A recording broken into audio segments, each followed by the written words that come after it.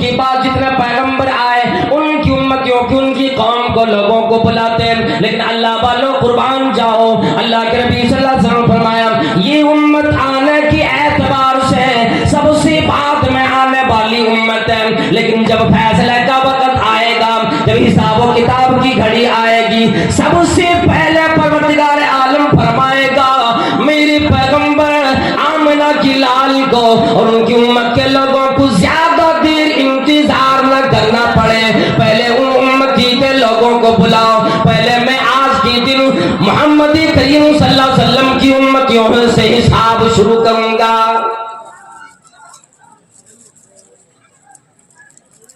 ایک مرتبہ حضرت جبرائیل علیہ السلام آپ صلی اللہ علیہ وسلم کی پاس تشریف لے آئے، مسلم شریف کی روایت ہے، اللہ کے نبی صلی اللہ علیہ وسلم سے کے سامنے آ کر بیٹھ گئے اور آ کر سوال فرمانے لگے، طرح طرح کی باتیں کی، ایمان کے بارے میں سوال فرمائے، اسلام کے بارے میں سوال فرمائے، طویل حدیث ہے۔ آخر میں جبرائیل علیہ السلام کہنے لگے صحابہ کرام دیکھنے والے دیکھے یہ آدمی کی شکل میں ہمارے علاقے سے تو لگتا نہیں، کوئی پہچانتا بھی نہیں، اور ایسا بھی لگتا ہے کوئی دور سے آنے والا مسافر بھی نہیں، نہایت سانسوں پر سانس لگنے والا آدمی نبی کریم صلی اللہ علیہ وسلم کے سامنے آ کے بیٹھ گئے اور سوال کرنے لگے۔ پھر سوال کرنے کے بعد جب آپ صلی اللہ علیہ وسلم جواب دیتے تھے، جواب کے لیے پھر وہ کہتے صدقتا، آپ نے اچھی بات کی، آپ نے سچ بات بتلائی، آپ نے بڑی اچھی بات کی، آپ سواب تک پہنچے۔ صحابہ کرام فرماتے ہیں حضرت عمر فاروق رضی اللہ تعالیٰ عنہ کے سمیت ہم سارے صحابہ کرام پریشان ہوئے، فاجبنا لہو، بڑا تعجب ہونے لگا یہ آنے والا آدمی کون ہے؟ ہمارے پیغمبر کو سوال بھی کرتا ہے، تصدیق بھی کیا جاتا ہے۔ آخر میں ایک سوال فرما اللہ والا سنو، اخبرنی عن الساعۃ، اے محبوب کبریا ہمیں یہ بتلا دو کہ قیامت کب آئے گی، قیامت کی تعلق سے ہمیں بتلا دو۔ اللہ کے نبی صلی اللہ علیہ وسلم فرمانے لگے مل مسئول عنہا بعالم من السائل، چونکہ نبی کریم صلی اللہ علیہ وسلم کو پتا تھا جبریل ہے، فرمانے لگے سوال کرنے والے سے زیادہ یہ نہیں جانتا، جتنا تو جان رہا اتنا میں بھی جان رہا ہوں،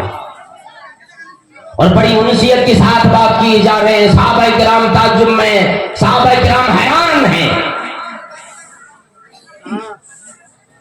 نبی کریم صلی اللہ علیہ وسلم نے فرمایا کہ مجھے قیامت کے آنے کی خبر نہ دی گئی، یہ کب آئے گی کسی کو پتا نہیں، لیکن قیامت اچانک آئے گی، اس سے پہلے نشانی آئے گی۔ جبرائیل علیہ السلام فرمانے لگے اخبرنی عن اماراتها، او پیغمبر او آمنہ کے لال او محبوب کبریا ہمیں یہ بدلا دو قیامت کی نشانی کیا بنے گی، قیامت کے آنے سے پہلے کیسی چیزیں ہوں گی، قیامت کے آنے سے پہلے کون کون سی نشانیاں آئے گی۔ اللہ کے نبی صلی اللہ علیہ وسلم نے فرمایا کہ مجھے سوال کرنے والے سن لو، ان تلد الامۃ ربتہا، پہلی نشانی آپ صلی اللہ علیہ وسلم نے اس حدیث کے اندر ہی بتلائی، ان تلد الامۃ ربتہا، نوکرانی اپنی ملکہ کو جنم دے گی۔ مراد یہ ہے کہ آخری زمانے میں قیامت کے قریب قریب بیٹیاں اپنے ماں کی باتیں نہیں مانیں گی، بہویں اپنے ساس کی بات نہیں مانیں گی۔ علماء کرام نے اور تشریحات کیے،